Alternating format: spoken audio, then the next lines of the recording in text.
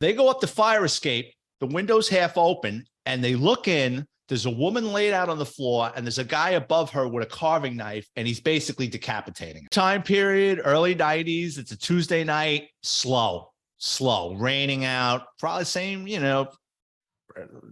early fall, pouring rain. No, the radio's dead.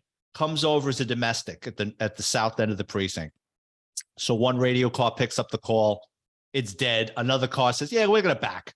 They start heading over. A couple of seconds later, the dispatcher goes, I'm getting multiple calls on this. It sounds violent. Whatever's going on, I'm getting multiple calls from that building. So now me and my partner goes, now there's 3 cars going, right?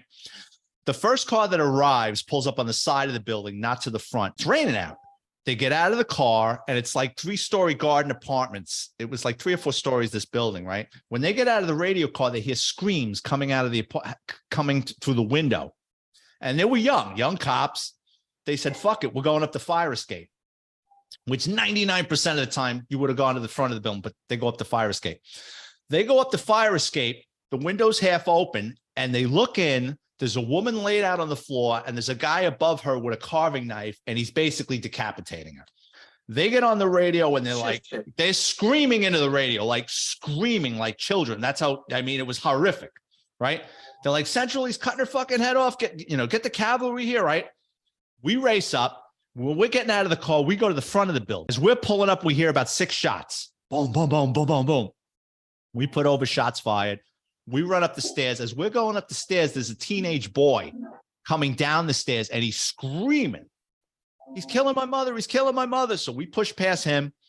We're banging on the door, trying to kick the door in, and we hear our 2 coworkers inside the apartment. They're screaming, don't shoot, because they're afraid they're going to get hit with friendly fire from us, right? Which can happen. So they open the door, and it was like something out of a Stephen King movie. We walk in, and it's like someone lit off a brick of firecrackers. If you're firing a gun 6 or 7 times in an apartment, the gunpowder's all over the place, right? As I'm walking on the floor, my fucking feet are sticking to the floor.